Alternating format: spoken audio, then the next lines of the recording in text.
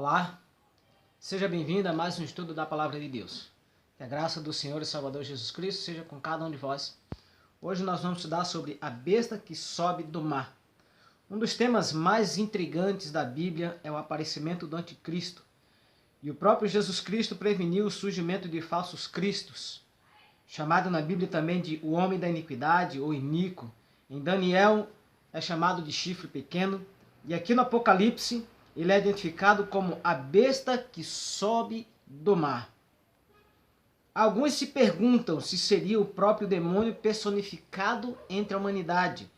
Outros questionam como interpretar o enigmático número 666, que seria a chave principal para descobrir a identidade do anticristo. E com base nisto, muitos líderes políticos da humanidade já foram identificados como sendo o anticristo. Alguns acreditam que se trata de alguém que aparecerá somente no futuro, que irá governar o mundo e que vai tentar destruir o verdadeiro cristianismo. E nesta lição, neste estudo, a verdade bíblica é separada das especulações humanas sobre o anticristo.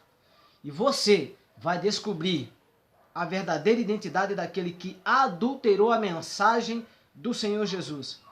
Também irá saber como evitar os seus enganos e manter-se fiel ao verdadeiro e único Salvador. Onde o anticristo surgiria produzindo o abandono da verdade, dentro da igreja cristã ou fora dela? 2 Tessalonicenses, capítulo 2 e o verso 4. Eu convido você a abrir a sua Bíblia também juntamente comigo. O qual se opõe e se levanta contra tudo que se chama Deus ou é objeto de culto, a ponto de se assentar-se no santuário de Deus, ostentando-se como se fosse o próprio Deus. Então, queridos, o anticristo ele surgiria dentro da igreja. O poder que levou ao afastamento dos princípios de Cristo ou dos apóstolos surgiria dentro do próprio cristianismo. Porém, ele não seria percebido negativamente pelos cristãos. Pelo contrário, a cristandade o teria em grande reverência e seria um centro da religião cristã. A profecia do Apocalipse 13 revela quem é esse poder, revela de quem se trata.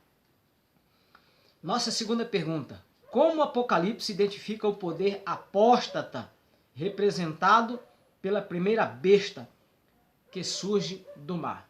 Apocalipse 13, verso 1. Assim nos diz a palavra do Senhor: vi emergir do mar uma besta que tinha 10 chifres e 7 cabeças, e sobre os chifres 10 diademas, e sobre as cabeças nomes de blasfêmia. Besta, aqui em profecia, significa rei, reino ou poder. Eu vou deixar no final desse vídeo uma tabela com as conversões proféticas, ok? Então, como eu já falei, representa poder, rei ou reino. É um poder político e religioso perseguidores usado por Satanás para atacar o povo de Deus. Apocalipse 13 identifica esse poder como aquele profetizado por Daniel 7, verso 8 e 25, capítulo 8, verso 23 a 25. Esse poder empreenderia uma perseguição de 1260 anos, equivalente a 42 meses profético, registrado em Apocalipse 13, verso do 1 ao 5, que foi o único poder religioso surgido no meio do cristianismo que promoveu a perseguição por mais de 1000 anos. A Igreja Romana, ela é herdeira do antigo Império Romano. Por quanto tempo Roma teria esse poder para perseguir o povo fiel de Deus? O verso 5 a 7 do capítulo 13 de Apocalipse. Foi-lhe dado uma boca que proferia arrogância e blasfêmia e autoridade para agir 42 meses. E abriu a sua boca em blasfêmias contra Deus, para lhe difamar o nome e difamar o tabernáculo, a saber, os que habitam nos céus. Foi-lhe dada também que pelejasse contra os santos e os vencesse. Deu-lhes ainda autoridade sobre cada tribo, povo, língua e nação. 42 meses, queridos, tendo em vista o princípio bíblico para cada dia equivalente a um ano. Então, 42 meses multiplicado por 30, não 31, por 30, porque o mês bíblico ele contém 30 dias e não 31. Então, se você pega 30, multiplica por 42, vai dar 1.260 dias. Então, agora você aplica o princípio dia-ano, um ano, ou melhor, um dia para um ano. Então, teremos aqui 1.260 anos. Então, Roma, ela teria o poder para perseguir o povo de Deus por 42 meses, equivalente a 1.260 anos literais, na profecia de Apocalipse 12:6. Aqui, a referência a Roma não está relacionada ao seu poder pagão, mas à sua dimensão religiosa, cristã. Esse período teve início, o período dos 42 meses, tá? Ou 1.260 anos. Ele se deu ali no ano 538, quando entrou em vigor o edito de Justiniano, dando ao bispo de Roma o poder legal para perseguir e entregar a pena de morte os cristãos que não concordassem com as suas opiniões, ou seja, com as opiniões da Igreja Romana. E ao terminar esses 1.260 anos, cumpria-se a outra parte da profecia com a perda da supremacia política do chefe da Igreja Romana. Então, a profecia diz que esse poder iria dominar por 1.260 anos, e depois desses 1.260 anos ela seria golpeada, receberia uma ferida mortal, que nós vamos ver daqui a pouquinho dentro desse estudo. Além de perseguir, o que mais a besta faria? Apocalipse 13, verso 6. Abriu a boca em blasfêmia contra Deus para lhe difamar o nome e difamar o tabernáculo, a saber, os que habitam no céu. Existem algumas prerrogativas no poder papal que, para Deus, são blasfêmia. Por exemplo, a sua pretensão de perdoar pecados. Depois que Cristo subiu ao céu, Pedro deixou bem claro que ele, Pedro, não tinha poder para perdoar pecados, pois essa é uma atribuição exclusiva de Deus, de acordo com Atos 8, verso 20 a 23. Outro exemplo, ao fazer-se chamar-se de Santo Pai, adotou um nome que corresponde a Deus. E Jesus afirmou que a ninguém deveríamos chamar de Pai, porque Pai só existe um, que é aquele que está nos céus. E isso no sentido espiritual, não no sentido material, que nós temos com os nossos progenitores, ok? Mas no sentido espiritual, não devemos chamar ninguém de Pai, somente Deus. Um outro exemplo é que, ao proclamar-se a cabeça da igreja, usurpou assim a função de Cristo. Cristo é o cabeça da igreja, de acordo com Efésios 5, 23. E assim, é possível entender melhor o que Paulo quis dizer quando ele escreveu que o homem da iniquidade, o filho da perdição, o qual se opõe e se levanta contra tudo que se chama Deus ou é objeto de culto, a ponto de assentar-se no santuário de Deus, ostentando-se como se fosse o próprio Deus. Por isso, ele é o anticristo, ou seja, é aquele que se coloca, que pretende ser Deus. Que número calculado representa a besta? Apocalipse 13, 17 e 18. O número 6 tinha um profundo significado religioso. Os deuses adorados ali eram numerados da seguinte forma. O deus menor recebia o número 6. O deus maior era conhecido pelo número 60. E o panteão, que era o maioral, o deus dos deuses deles, era conhecido pelo número 600. Então, somando assim, nós temos a totalidade das falsas divindades, 666. Isso se mostrava claramente nos selos e números de mistérios utilizados pelos sacerdotes pagãos da Babilônia. E nessa perspectiva, o número 666 sugere o esforço do anticristo de exaltar o homem no lugar de Deus e de Cristo. E João declara de uma forma específica que o número 666 é número de homem. O 666 representa a soberba humana de se colocar no lugar de Deus. A besta do Apocalipse 13 representa o poder que pretende exercer sua soberania e autoridade à parte de Deus, estabelecendo a sua lei e opondo-se à lei dada por Deus, que está registrada no livro de Êxodo capítulo 20, dos versos 1 ao 17. E o que aconteceu com uma de suas cabeças? Apocalipse 13, do verso 3 ao 10. Vamos ler o verso 8 ao 10.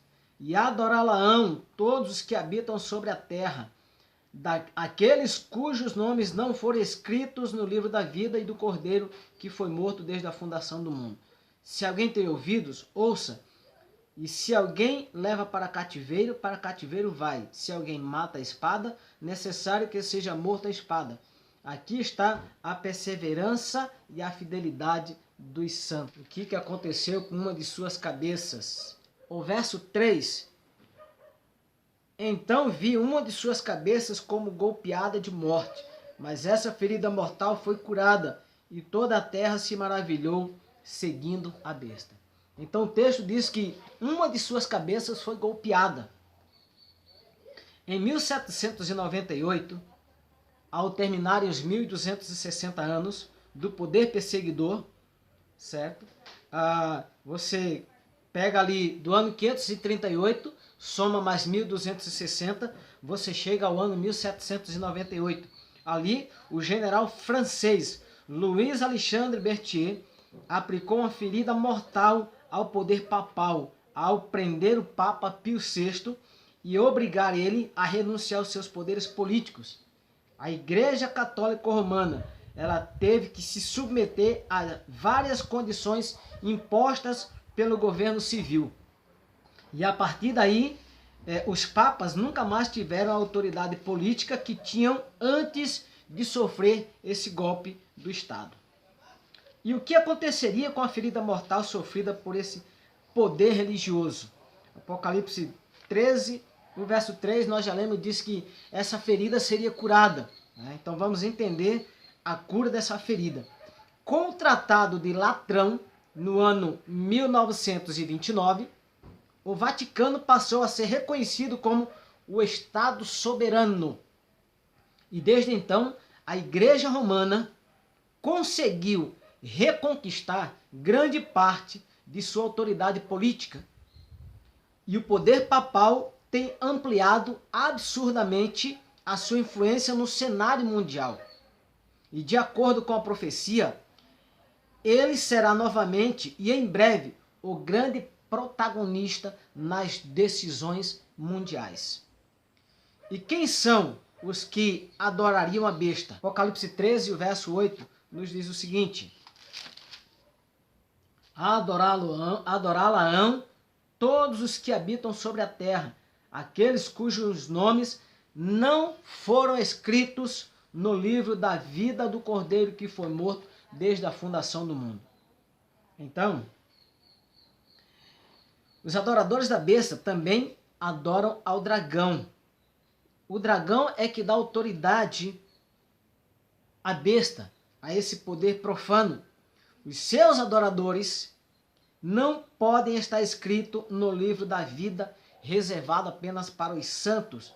E acima de tudo, deveríamos desejar que o nosso nome esteja escrito no livro da vida.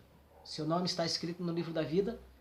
Se sim, glória a Deus, aleluia, louvado seja Deus por isso. Se não, Deus o convida hoje para que você possa escrever o seu nome no livro da vida. Por incrível que pareça, meus queridos amigos, Satanás ele busca adoração para si. Lá no céu, você que é conhecedor da palavra de Deus sabe bem que o desejo dele lá no céu era ser adorado. Não conseguiu isto lá no céu. veio aqui para a terra e ele busca adoração para si. Como é que ele faz isso? Ele faz isso usando a igreja, ele faz isso usando a palavra de Deus. Mateus capítulo 7, o verso 21 a 23, nos é dito o seguinte: nem todo aquele que me diz Senhor, Senhor, entrará no reino dos céus, mas aquele que faz a vontade de meu Pai que está nos céus. Muitos naquele dia hão de dizer-me, Senhor, Senhor, porventura em teu nome não profetizamos, em teu nome não curamos, em teu nome não fizemos muitos milagres? E o verso 23 diz o seguinte: apartai-vos de mim, vós que praticais a iniquidade, não vos conheço. Entenderam, queridos, o que está escrito nesse texto? Jesus está dizendo que muitos, quando ele voltar para buscar a sua igreja, buscar o seu povo, buscar os fiéis, irão chegar para ele e dizer, Senhor, em teu nome nós curamos, nós profetizamos, nós expulsamos o demônio. Mas Cristo vai dizer, apartai-vos de mim, vós que praticais a iniquidade, não vos conheço. Como assim? Essas pessoas passaram a vida inteira dentro da igreja, pregando, louvando, adorando, expulsando o demônio, curando, em nome de Jesus Cristo. E Jesus Cristo não conhece essas pessoas? Por quê? Porque essas pessoas estavam praticando a iniquidade, querido. Sabe que a iniquidade é pecado, e pecado é a transgressão da lei de Deus.